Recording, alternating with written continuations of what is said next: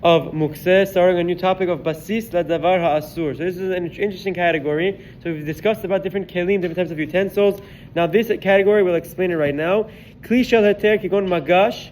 So we're beginning off that how can something become a basis, לדבר, asur? First and foremost, it needs to be something that's permissible. It needs to be something that isn't inherently asur to be touched on Shabbat, like some sort of tray or a magash, a board that shemunach alav davar muktzeh kigon even or tabat kesef, that has something that's muktzeh placed on it. So you have a tray that has money on it, there has a rock on it. Naaseh kli heter basis ladavar asur, becomes into this item it's a kli heter, it's a permissible kli, but it's a basis, it's a structure, it holds something that is asur to be moved on Shabbat, and therefore what happens to this item itself? V'ne'esar betiltul legamre. This magash, or this item that inherently was permitted to be moved, becomes muktzeh completely. However, there are different distinctions in this category of basis davar asur. For example, imunach muktzeh ala kli heter b'erev Shabbat. If before Shabbat the muktzeh rock or money was put onto this magash, onto this tray before Shabbat began, and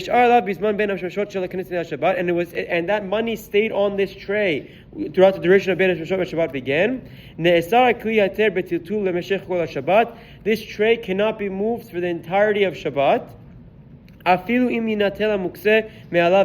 Even if somehow the Muktzeh item was removed, was taken off of this tray, it's still in its status of basis davar asur, because when Shabbat began, it had Muktzeh on it and it no longer can be moved. Same applies to push it or to tilt it off or try to get something to fall off of it. You can't do it because the tray itself is as if it became Muktzeh. However, if when Shabbat began, Ben Hashmashot, this kli, this tray, whatever it was, did not have anything on it, and then only during Shabbat it somehow had some muktzeh put onto it, like a baby put something on it, or you had to move something onto it for some reason. Ne'esar hakeli betiltul rak kozman she'amuktzeh alav. This item only becomes forbidden to be moved when the rock or the money is on the tray. But if the rock is moved somehow, that tray is no longer muktzeh. Why? We have a rule, and this rule helps clarify things. And muktzeh lachatzi Shabbat. It's not possible for something to be muktzeh for only partial or half of Shabbat.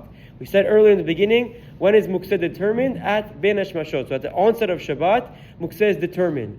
So if this item was muktzeh at ben hashmashot, it remains muktzeh the entire time, even if the rock or the money that was on it is no longer there. And the opposite is true as well. If it was not muktzeh at ben hashmashot, and then something went onto it, someone put a wallet onto it by accident, it's muktzeh only until a wallet is taken off, because it can't change its status in the middle of Shabbat. Now this has a lot of ramifications. We'll speak about next week. Have a wonderful day.